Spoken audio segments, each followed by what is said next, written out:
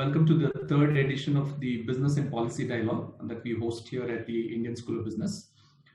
We have had two editions of the dialogue earlier. The first one focusing on the recent farm bills and the response of some of the states to these bills and the ongoing farmer agitation and what could be a potential way out.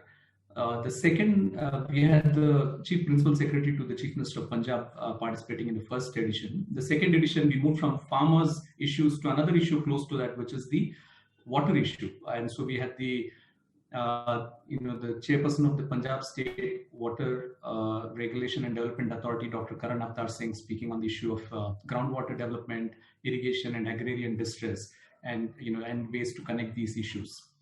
Today we have a very interesting topic, and much of it is also relevant, more so because of the ongoing pandemic. So intelligent automation and the future of work. We have with us Shri Jayesh Ranjan, IAS officer of the 1992 batch, in fact the topper of his batch, and is born on the Telangana cadre.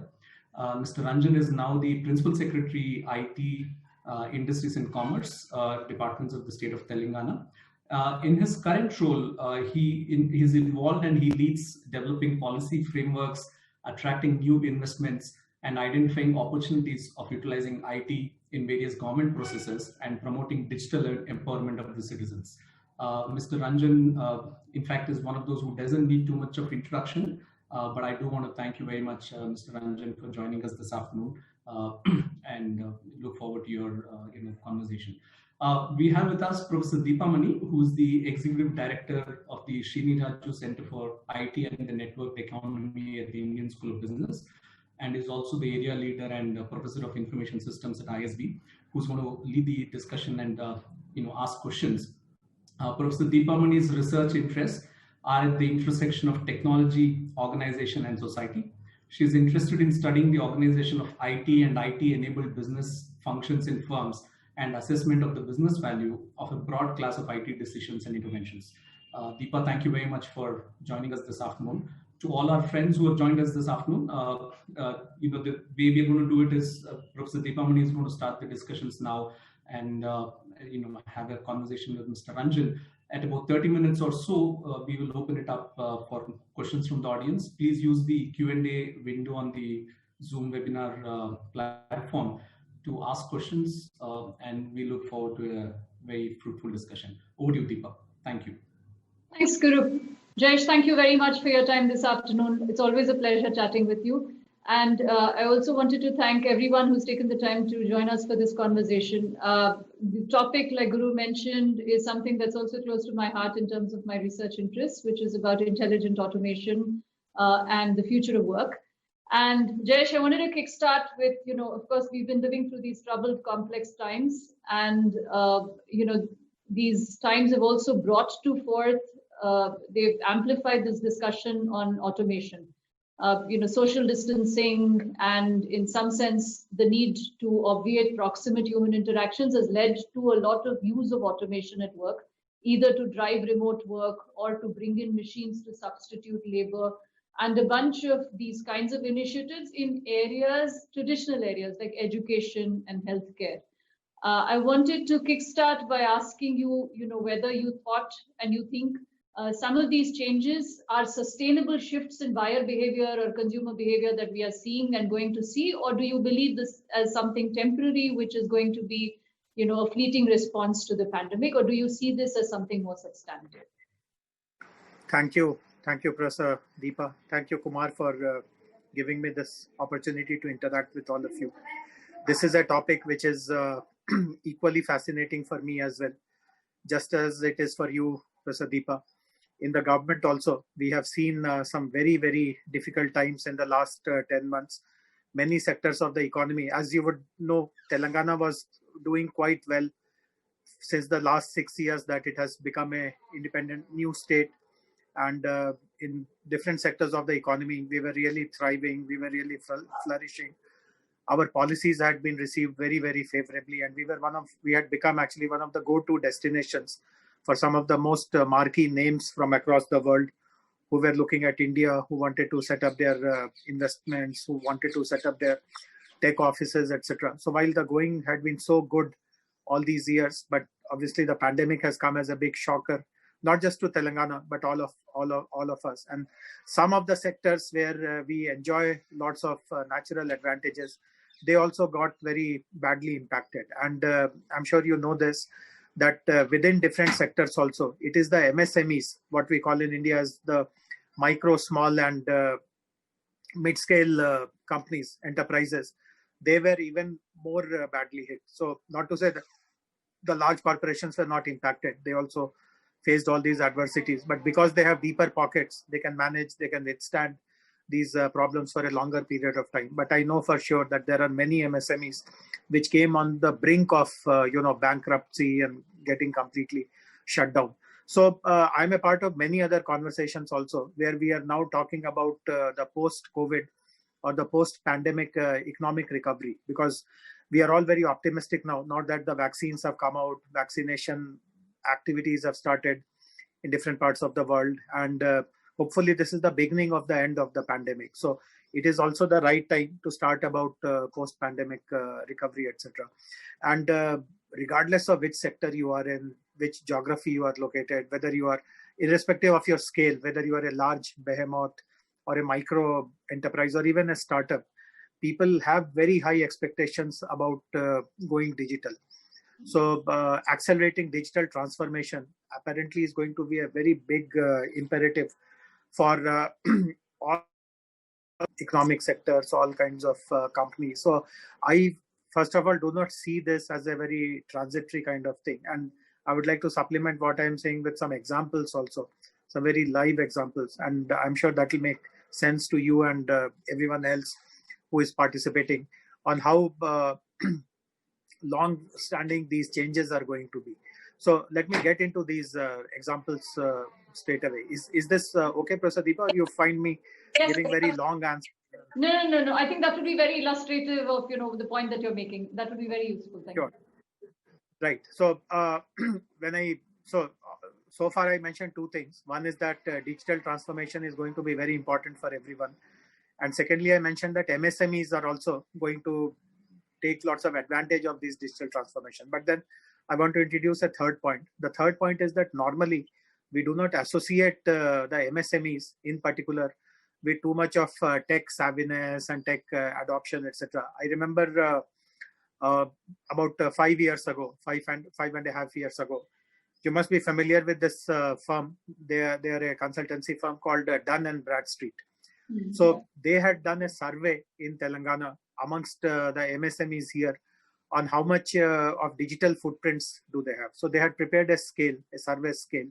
And on the one end of the scale was some very basic questions, like whether the owner has an email account, and then does he use some basic databases and stuff like that. And on the other end, there's some very deep kind of pointers, like do you have a full-fledged ERP system?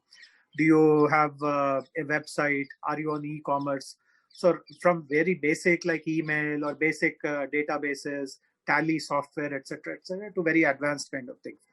And I remember they had called me when they were presenting the report, and it was such a surprise when they shared with all of us that 72% of MSMEs did not even use a basic email. The founders of those MSMEs did not even had a email account. So normally in our digital world, we tell that we must move people up the digital ladder. But here was a case when even the ladder is not visible to people. So where is the case of moving them up the ladder? So this is the paradox. We know for sure that digital is going to assist some of the most vulnerable sections, some of the most fragile parts of the economy and society, of course, since you mentioned education as well. But we also feel that it will require lots of very focused and a very meticulous kind of planned effort to help everyone move up that ladder. So this is the point which I wanted to mention, Deepa. But as I said, once they start adopting digital and they start recognizing the benefits, the value of that digital transformation brings to their businesses, I'm sure that these will be long-lasting changes, and that kind of thing will become a part of their DNA forever. Sure. Jayesh, the point that you made about the Dun & Bradstreet survey, resonates with several other studies as well, as you can well imagine and know. that, even the economic survey had this survey of MSMEs and said from dwarfs to giants, how do we grow enterprises? And a big element of that was capacity building, right? In Yes. terms of human capital development. Some part of it is about compliance and ease of doing business, but a big part of helping them transition, grow, and scale is also about capacity building. Yes. So now when and especially this becomes important or assumes importance when you say that these are more sustainable and substantive shifts in behavior. So if that's the case, then, can you talk a little bit also about the investments that you believe are necessary? And I don't mean just physical infrastructure, because always, the research shows that that's easier to build than the social infrastructure, which is the literacy and the capacity building in terms of human capital development. So can you also then talk a little bit about what you believe are necessary in this context, both at the citizen level as well as at the MSME level? And, to further add to what you said, we did a study here at ISB along with another faculty and me, and we found that, those enterprises that were automated suffered less. If we looked at the Payments Corporation of India data, they experienced lesser dip in businesses. They were able to work remotely, essentially demonstrating more resilience to the pandemic. Sure. So, can you yes. talk a little bit about that, Jayesh?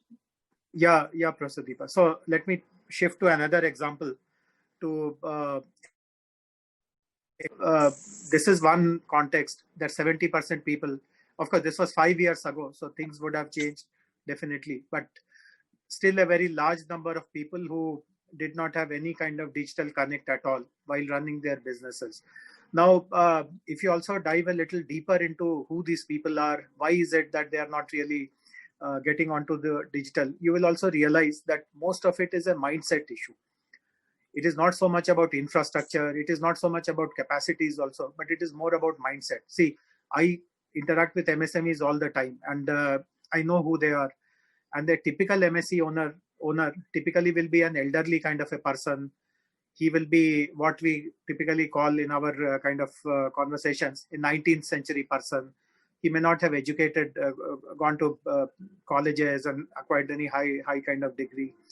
And for him, whatever has been working all right for so many years, he's kind of content with it. He doesn't want it to expand manyfold or grow manyfold. So most of it appears like a mindset issue. And let me give this example now. Now the example is like this, that when this lockdown started in our country, you will recall that it was announced on March 22nd. And the first few months were very, very tight. There were very few relaxations, and everything was literally physically stopped and closed. So in the initial days, everyone, including in Hyderabad, other cities, had terrible difficulties in getting even basic groceries to our homes. And then the government also realized that this is a very big issue. And therefore, we allowed this e-commerce to function. So thereafter, after a few days, all our e-commerce companies, they got their act together, and we were by and large getting stuff delivered to home. But we all also know that at least in old cities like Hyderabad, which has a 430 years old history, and many other Indian cities of this kind, we also have what are called, in Hyderabad, these are called Kirana stores. These are neighborhood grocery stores, small stores. These are not big supermarkets, small stores, but they are there for years altogether. And over a period of time, if you live in that neighborhood, you develop some kind of a relation with them. So for example, if I patronize a particular grocery store, Kirana store, I would have been going there as a child. The guy in the grocery store would have seen me grow up. And obviously, if there is some requirement, he sometimes would extend credit to me. Even my father would have patronized the same store when his father would have been sitting on the counter. So you developed some kind of a relationship. And obviously, during the lockdown, everything is closed. So sometimes you feel a bit sad that you are patronizing some of these big e-commerce players, but there is nothing that you can do for this local Kirana store, grocery store. So in Hyderabad, we did something which, in my opinion, is a very phenomenal initiative. We partnered with one solution provider, and we were able to digitize more than 1,000 Kirana stores literally overnight. We were able to create their websites. We were able to digitize their inventory. We were able to create an online option of placing orders. We were able to create a payment gateway. And the only thing which that grocery owner had to do was to engage 1 or 2 boys who would physically deliver the stuff to your homes. And normally you won't associate grocery owners with some very advanced tech or high tech. They are as 19th century as anyone else can be. But as I said, we found that over literally overnight, thousands of them got converted into digital stores. And then again, if you look back and what really worked, how did you do that so quickly? There are some very illustrative lessons. And as a faculty member at ISB, this will be a very important point for you as well. You can use it in your lectures. So my personal sense is that three things worked for us. Three particular things worked very, very well for us, which helped us make this conversion of thousands of Kirana stores into digital stores literally overnight. One is that we approached these grocery stores through an association which enjoys lots of credibility. So there is a national association of these kind of traders, which is called CAIT, CAIT, the Confederation of All India Traders. I think that is what it stands for. I'm not very sure, but we call it CAIT or CAIT. So CAIT has a Telangana chapter, a Hyderabad chapter, and I found that leadership is quite strong, and all these Kirana guys, they look up to that leadership. So the organization enjoys a very strong level of credibility in the eyes of these grocery stores. So if government had tried to reach out to these grocery stores by ourselves, our intentions would have been suspect. The grocery store owners, first of all, would not have paid any heed to us, because during this pandemic times, there were so many expectations from the government that you will give them this tax benefit, that dole. And since all that was not easily coming, therefore, if we were to reach out and tell them that, okay, let us do this, do that, perhaps we would not have got any response at all.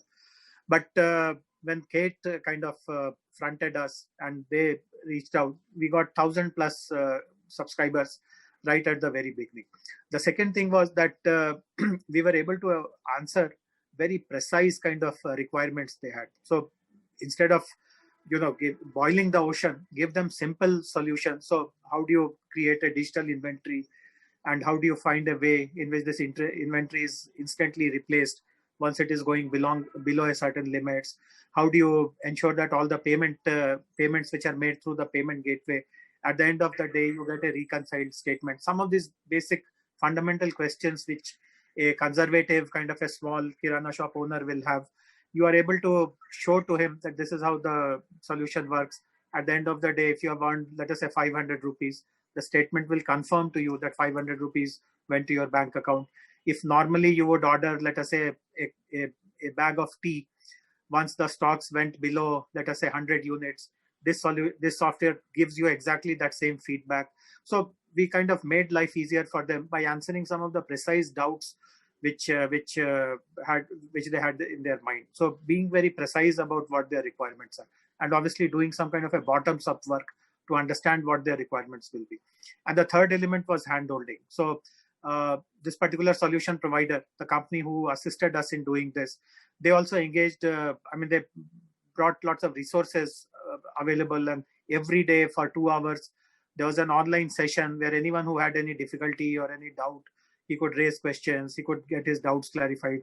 Physically, in the online tutorial, the questions which they raised, one would show to them that, see, you missed this step, this is how accounts are accumulated, or this is how inventory is kind of measured, and stuff like that. So these 3 ways in which we were able to approach this whole problem really gave us a brilliant solution. So capacity building is important, but at the same time, capacity building is not a very daunting kind of thing. My personal feeling is that it is more of a mindset issue. If you're able to conquer that, then telling them what to do, how to do is not a big deal at all. It can be done very, very easily. So, but how do you change their mindset? How do you occupy that mind space and push them towards digital? As I said, people who don't even see the digital ladder, how do you, first of all, show the ladder to them, and how do you make them go up? These are the responsibilities of all the stakeholders. Sure. And I think in terms of mindset, you're talking about a resistance to a certain way of doing business, because you've done a certain way of doing business for decades, and therefore this new path seems a little daunting. And so from what you said, there is a bit of hand-holding, there is a bit of showing them what that new way looks like, so they're more comfortable with. I was also thinking, Jayesh, as you were speaking about this, that there are private players who are doing this. For instance, there is a marketplace on Amazon, there is a marketplace on different platforms. So what is it? So is it that the fact that, this particular initiative could build the trust that doesn't exist with these other private players? Is that what you would say was the big advantage of this? Right? Because otherwise I'm thinking, there already exist marketplaces and the industry already exists in that space. So is that not? Yeah. So no. So Deepa, I'll bring another perspective to this. I'll answer the question that you have mentioned, but I'll bring one more perspective, which also aligns very well with what we are talking about. This is the question of digital divide. See, both of us spoke in the beginning that digital is going to be the new normal, and these are long-lasting changes. Digital will be adopted even when tomorrow the world becomes normal, because companies and people and individuals will find lots of benefits of that. We hopefully will be able to talk a little bit about education also, since the two of us are a part of a committee which is recommending to Telangana government the roadmap for digital education. So hopefully we can spare 5-7 minutes to talk about that as well. But coming back to maybe the MSME sector or any other sector, for that matter, even education, we must also be very conscious of the fact that the race towards digital can greatly or potentially very greatly exacerbate the digital divide also. Sure. Digital divide already exists. For the last 10 years, 15 years, we have not been able to very substantially or very significantly lower this digital divide, and we are also not able to figure out how to lower that digital divide. So if you look at this Kirana stores example versus Amazon, the marketplace that you spoke about, this is also a very fundamental point on how do you, so it's like this. I'll digress for 1 minute. Sure. So you may be aware that in Telangana, we have a very ambitious program, which is called T-Fiber, yes, which attempts to take broadband optic fiber cable to every home. And this is a very, very humongous program, because we have close to 8.5 million homes. And obviously, as you can imagine, some of them will be extremely remote. Some will be in rural areas, in some forests, on some hilltops. But regardless of where you are, the government is going to make broadband at the doorstep a reality. And this is going to happen. See, earlier our plan was to do it by 2022. But looking at the kind of world that we are going to inhabit now, we realize that we must fast track it. And we have now changed the goalpost. Now we are going to deliver everything before the end of the year. So, but we also, when we have, and obviously if we have to deliver it by the end of the year, already work has started. End of the year meaning 2021, because the end of the year is tomorrow, in one way. But I mean the next year, that is. So obviously the work has started. And in many villages, we have realized, and this is something which again goes back to the discussion that we are having, that even if I tell a villager, a common, ordinary, typically what we call the working class people or bottom of the pyramid people, if I tell them that, hey, tomorrow I'm going to give you optic fiber broadband connection, you can get 100 Mbps speed, he's not going to feel excited at all. I mean, in fact, for 90% of the people, this doesn't even make any sense. What is this broadband? What is this optic fiber cable? What will it do for me? So we don't see any great excitement that the day I announce broadband, people are rushing to the store. Someone is buying a laptop, someone is buying a tablet, someone is buying a smartphone. Nothing of that kind is happening. And it is not very difficult to see why is it so. Because for a large majority of people who are on the other side of the digital divide, they see no value of all these things. And again, to a large part, this is also a mindset issue. There's a belief that only those who live in the cities, who speak English, who have gone to colleges, who are tech savvy, only they can benefit from this, from these kind of digital interventions. And there is nothing for us in these kind of things. So what we have now realized is that it is equally important, while we lay the hardware, the infrastructure, it is important. That is one pillar of moving the world towards digital, that there must be infrastructure. But as you yourself alluded to, putting the infrastructure is just a small part of the solution. What is more important is to get the buy-in of the people. And you can get the buy-in of the people only if you are able to show in front of their eyes that this is a technology. These were your 5 most pressing problems, and here is the solution using this technology. And what we are doing in the villages, Deepa, is that while we are providing infrastructure till the doorstep, but we know that it will take a while for people to transition into their own devices, etc. So in every village, we are also setting up an assisted facility. We are setting up a kiosk, which is called the Digital Telangana Kiosk, and it will be managed by a woman entrepreneur from the community, whom we will train and to whom also we'll provide some basic hardware. And she will in turn assist the rest of the village in doing some basic digital transactions. So for example, these days, you may be aware that the government has started a new form of land registration, which is called Dharani. So if someone has any Dharani related issue in the village itself, this assisted, using this assisted methodology, that person can be helped. If the person wants something else, some bills to be paid, or he wants to deposit some money in his bank or pay some insurance premium, all that can now be managed from your village itself. And slowly, once people realize that how easy it is and how beneficial it is, at some point in time, they may like to transition into their own devices. But when we have this kind of a digital infrastructure right till the grassroots, the future which we spoke about rather, about healthcare, about education, about rural e-commerce. Why should I bother about Amazon Marketplace? Why not set up a rural e-commerce opportunity? Suppose I'm an artisan, I make saris in Pochampalli, for example. How can I do some kind of a rural e-commerce by myself if I have that kind of digital connectivity and then that digital awareness and buy-in and confidence? So that is what I meant by hand-holding and supporting. And as I said, this is a very important imperative if we do not have to exacerbate the digital divide any further. Sure. Thanks, Jayesh. And this also segues into the point on education that you wanted to make, and I think it's a valuable point to make, because one part of it is, like you said, the digital divide in terms of infrastructure and access to technology, and the other digital divide in terms of literacy of technology as well. And I thought, I must, the work in terms of the Telangana Digital Education Committee, which was, a remarkable conversation that we've had so far. And as part of that, there were lots of issues which are analogous to what we're talking about, right? Which is kids have been learning a certain way, teachers have been teaching a certain way.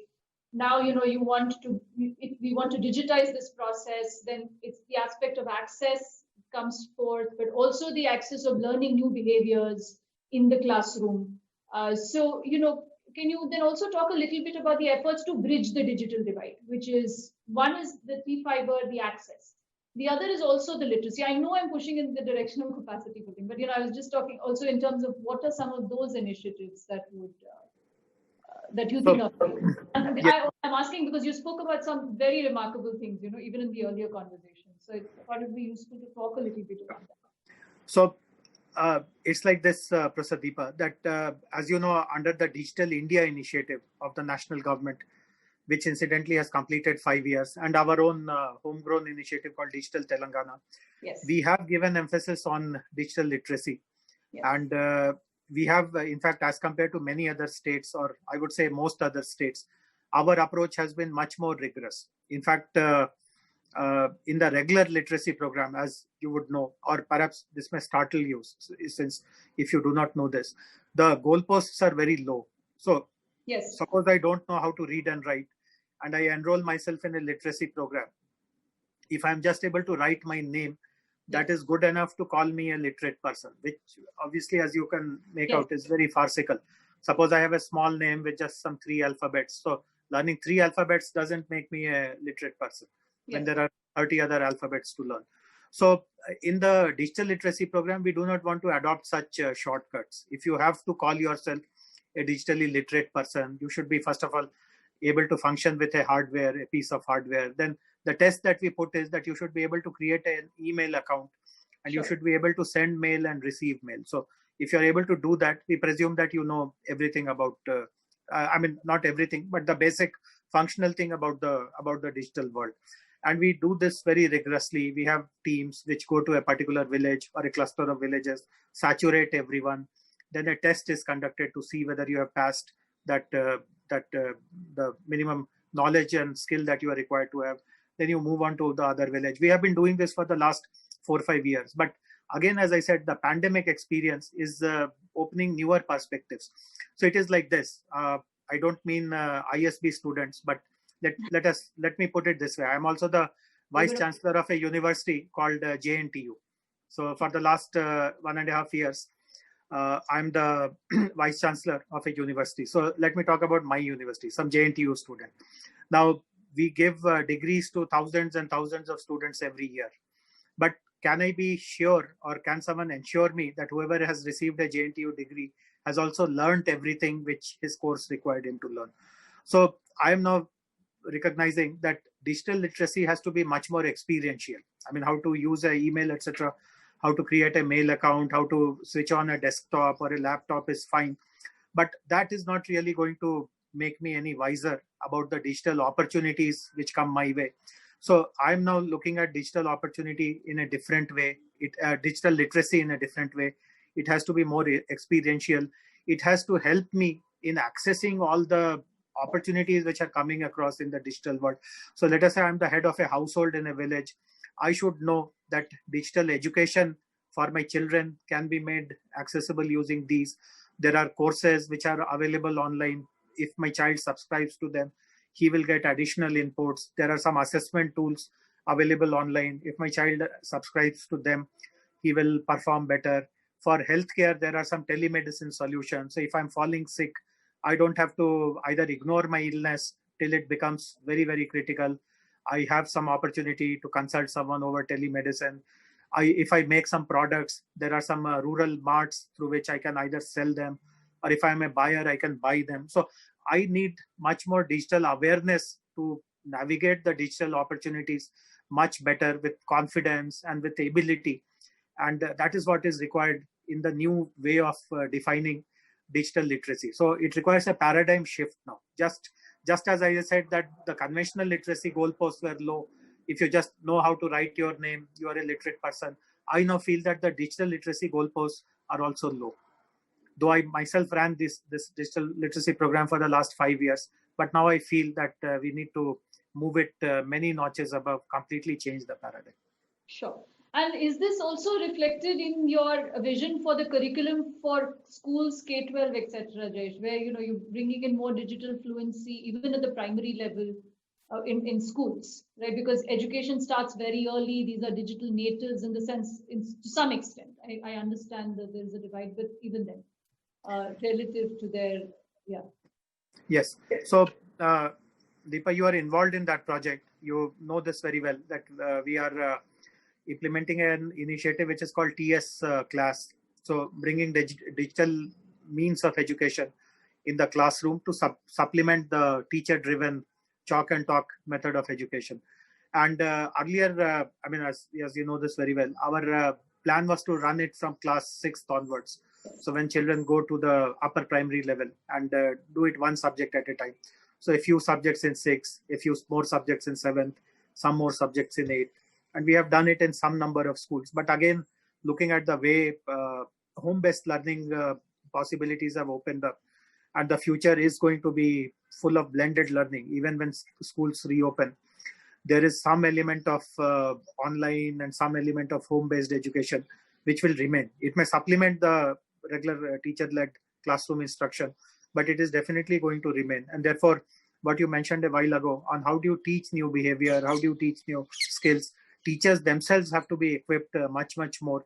And you will recall that in our own committee, the Telangana Digital Education Committee, many other experts also pointed out that building teachers' capacity is a bigger priority than providing infrastructure, etc. So completely agree with you that all these initiatives, which we have fortunately rolled out in Telangana, since ours is technologically a very advanced state, we have a legacy of running all these programs, but we need to relook at all these programs in the way things are going to operate from now onwards. Sure. Jayesh, the other thing that, you've actually, you've been very progressive in terms of thinking about an ecosystem that enables technology applications, entrepreneurship, all of this to flourish. I wanted to, talk to you a little bit about what you think are key elements of a policy framework in this area.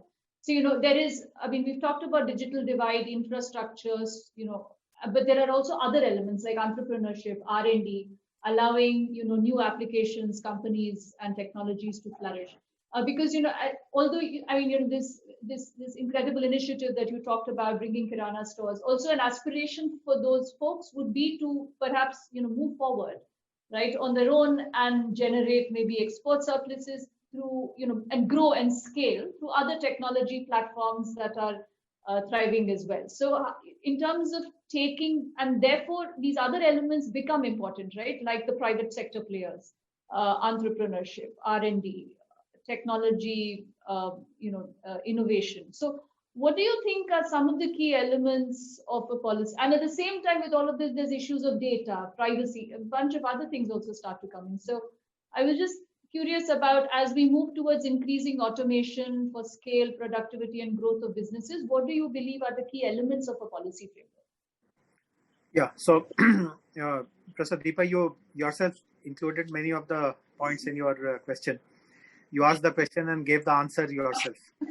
So, but I was also saying, you can also talk about many of the things that are happening in the government today. Yeah, no, but I completely agree that some of the things that you spoke about are very important in developing the policy and taking the policy further. So partnerships are very important. In fact, while the government may have great intentions, but nothing can materialize unless the government is able to identify the right agencies, the other stakeholders.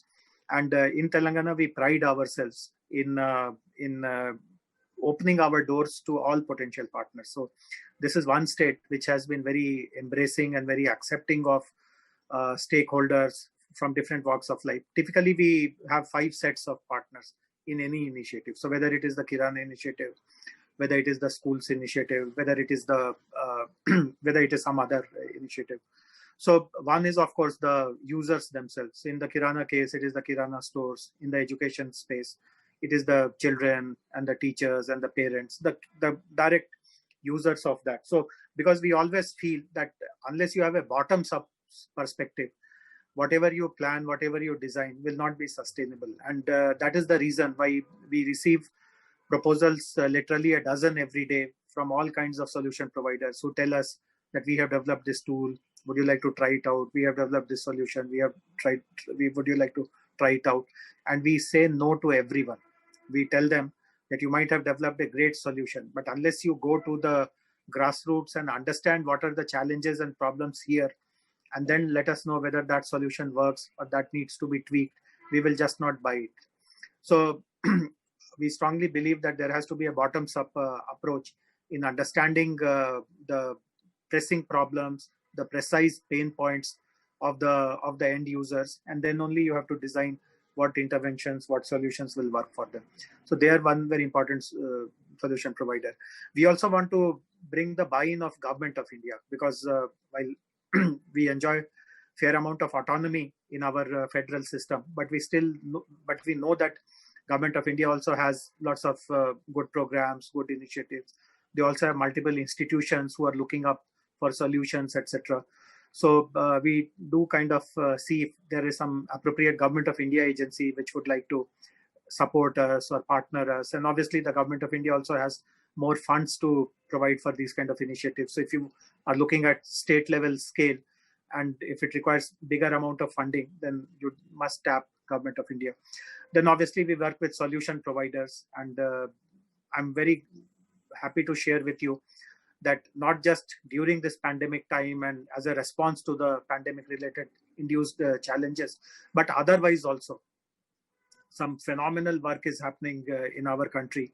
The kind of solutions which, and these are not just large solution providers, even startups. I should acknowledge and I should actually recognize some amazing work which startups, not just, also based in Hyderabad. Many of them are actually based in Hyderabad, based in Telangana, who have brought out some very, very path-breaking kind of solutions, amazing solutions. So fortunately, we have already existing policies. So for example, we have an innovation and startup policy, which mandates that if a startup, if a homegrown startup has a product or solution which is of relevance to the government, then the government must bilaterally try it out.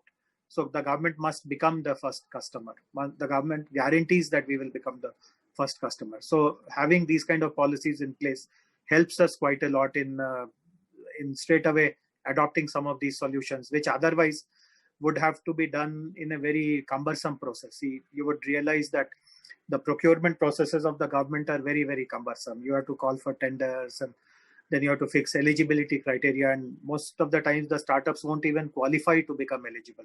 So you will exclude large number of people who otherwise potentially could have contributed with some amazing solutions.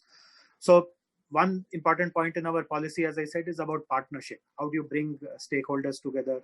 And how do you create an institution which brings all of these together? So, for example, since we are talking on an ISB platform, I can share this example.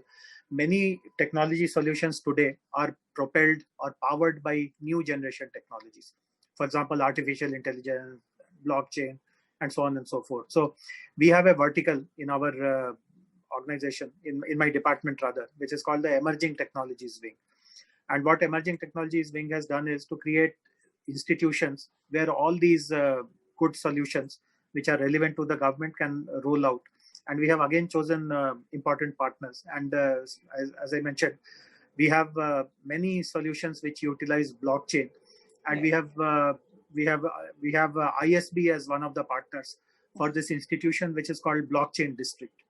So for every such initiative, for artificial intelligence, we have something which is called Telangana Artificial Intelligence Mission, and so on and so forth. So have stakeholders brought together in a partnership mode, create an institution which will work with those stakeholders, bring the talent which is required to run those kind of institutions, manage those institutions. Also be very flexible, keep monitoring, keep evaluating. So have a very strong team which does your M&E. And again, I'm very happy that you yourself, Professor Deepa, has participated in many of our M&E initiatives.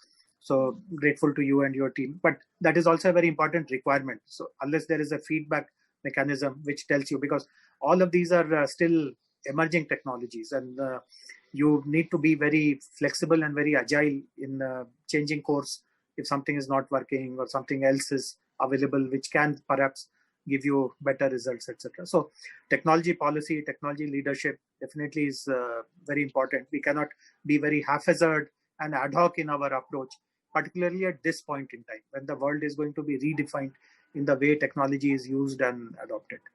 One closing question, which is because of, it's also about the future of work. So, usually productivity and jobs or employment are also these twin sides of the same coin, right? Because you have some of these technologies, especially like AI and some of the other emerging tech that you talked about, which lead to greater automation, far greater productivity, scale, and growth. At the same time, there is always the fear that they will substitute labor, substitute human labor, and they will bring about substantive disruptions in labor markets, etc. In terms of balancing these two forces, one of the solutions is to train people on more, on newer jobs, create more opportunities for innovation, etc., and have people, transcend into newer areas of work. How do you see work changing in the future as we bring in machines, the gig economy? These are all substantive technology-enabled changes, more freelancing coming in. Are we going to see more labor disruptions? How do you see the future of work changing? I think that, which should, in some sense would be a fair closing question to ask of you. So completely agree with you that there is a shift happening in the composition of our workforce, in the kind of opportunities which will be available in future. In fact, there have been two seminal works which have come out, two seminal publications which have come out recently. One by the World Economic Forum, which is called exactly The Future of Jobs. And then there is a publication related to the IT industry, which has been brought by NASSCOM on the future of skills. So these two publications, The Future of Jobs and The Future of Skills, are very illustrative. And they have been brought out with lots of seriousness, lots of research, lots of rigor. So gives a very fairly good indication of what will happen, at least for the next 5 to 10 years, if not for the very long future. And there are 2-3 conclusions which I can tell without going into the details of the report. So in terms of absolute numbers, there is no fear or there is no worry that the unemployment rates will go up or more number of people who want to join workforce will not have anything to kind of look up to. So that is an unfounded fear, which is a very positive thing. But the second conclusion is that in micro sectors, there will be shift. So you yourself pointed out that whether labor will be displaced. So I can let you know, I can give examples also from Telangana itself, that again during this lockdown period, unfortunately, as all of us know, hundreds and hundreds of migrant workers, they faced a tremendous amount of hardship, and eventually many of them went back to their home places, hoping for some better kind of survival opportunities there. And the reality is that now that industries are open and everything is working as before, the reality is that even in Telangana, which is considered to be a progressive state, and our treatment of workers, whether you are a migrant worker or a homegrown worker, our labor laws, etc., are fairly balanced and much more labor oriented. And you will recall that in the last few months, there have been a spate of dilutions of labor laws. In fact, states are taking pride in announcing that I have done away with this labor law, I have removed that labor law. We have done nothing of that kind, because we are clear that the welfare of workers is much more important than doing something else otherwise. So, but despite all that, roughly around 1/4 of the workers have not come back in Telangana itself from various other states.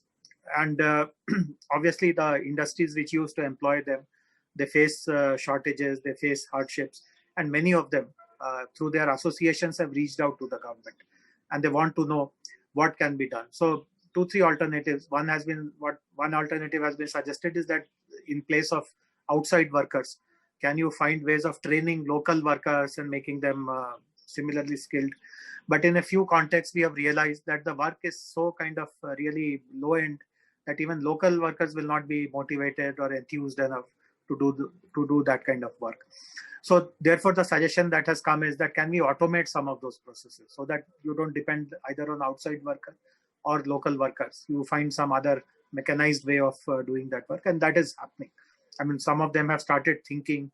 A few of them have engaged some consultants also to find out what automation solutions are there. So obviously some number of jobs will be lost, but at the same time, new jobs will be created in other areas. So while someone is running his machines to do something, you will require machine operators, you will require supervisors in place of the labor. So as I said, in the net, number of jobs will not be lost, number of jobs will be more actually. So there is no risk of unemployment, etc., etc. But the low end kind of jobs which can be substituted by machines. And I noticed there is a question which has been asked in the Q&A box, which is about RPA, about robotic process automation. That is one of the things which may not be even relevant for a migrant worker.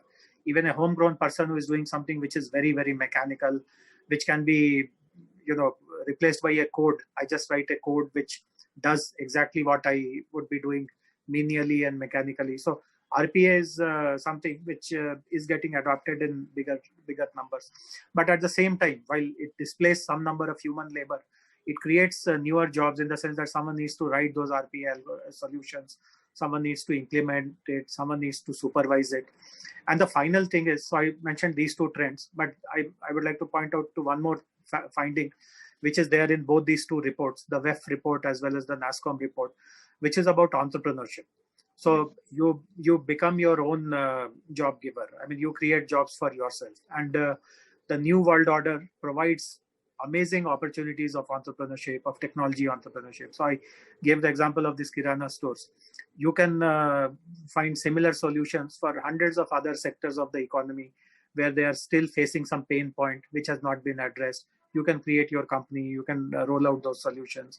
In EdTech, as both of us know, there are so many new solutions which have come up, new solution providers which have come up. Employment opportunities have expanded many fold in these entrepreneur-driven initiatives, etc. So technology entrepreneurship again is going to flourish in big ways. Lots of venture capital is going to go in that direction, and governments also have realized that they don't have all the solutions, and unless you are willing and open to partner with these kind of solution providers, you will be letting your people down. So that is how it will be. Okay. Thank you, Jayesh, for a very optimistic end to a complex and difficult year. So, lots of, at least that was a cheery note to end on. So, Guru, over to you. Thank you very much, Deepa. I just had one question that's come on the Facebook Live session, which is to your first point that you made at the beginning of the session, Mr. Ranjan, about rural e-commerce and the Kirana stores, sort of getting them on board this platform. The question is about, Swayam asked this question saying, how feasible is it in the rural context? Maybe if you can just take a couple of minutes and then we can sort of close it. If that's okay with you, Deepa? Yes, of course. It is feasible, 100% feasible. And let me draw everyone's attention to a very major national agitation that is going on about the farm laws. And at the core of this law is the freedom to sell the farm produce anywhere, vis-a-vis government procuring through MSPs and agriculture market committees, market yards, etc. Now, of course, the discussions are still on. I do not know. There were some talks supposed to have happened today. I'm not really up to date on what happened, but let us say whatever happens at some point in time, it is decided that farmers have the flexibility to sell whatever they want. Now, let us say I'm a small farmer. Let us say I grow chilies. I live in Khammam and I grow chilies and I get some 50 kgs chili. Now, will I be able to sell 50 kgs chili on my own? I mean, will I have the wherewithal to find out where is the best market, what is the best price, what is the best transportation arrangement? But suppose I'm able to join hands with, let us say, farmers in 10 villages put together. They aggregate, let us say, 100 tons of chilies or 1,000 tons of chilies. So imagine the potential of getting a bigger price, a better price, and various other things taken care of by your eventual purchaser. So how do you agglomerate or how do you accumulate the production of, let us say, 10 villages? It is very easy if you are able to find a technology solution, if you are able to monitor who is producing what, how much harvest has happened on which day. You find a way of aggregating them physically also at some particular location. So these are nothing but rural e-commerce. And I'm very sure that the agriculture sector or the farming sector will be the first adopter of rural e-commerce if the farm laws go ahead as they have been visualized. Thank you very much. On that, with that answer, and as Professor Deepamani mentioned, you summed up this conversation very beautifully on a very positive note. So, Mr. Jayesh Ranjan, thank you very much, as always, for accepting our invitations, for readily sort of making time, and more importantly, for sharing your knowledge and experience. There's so many takeaways from this past 50 minutes in terms of not just the issue of future of work, but also about how do policymakers and people who frame policies like you are looking at it and help solve this issue or address this issue on a more sustainable basis, and not just as a sort of ad hoc or an haphazard manner. And we are assured that the state is in safe hands with administrators like you. Thank you very much. Professor Deepamani, thank you very much for sort of anchoring today's session and for leading the discussion. And we look forward to your insights from your research as we go along. To all our viewers who are on Facebook as well as the Zoom platform, thank you very much for joining us this afternoon. Wish you all and your loved ones a very happy New Year. Thank you very much.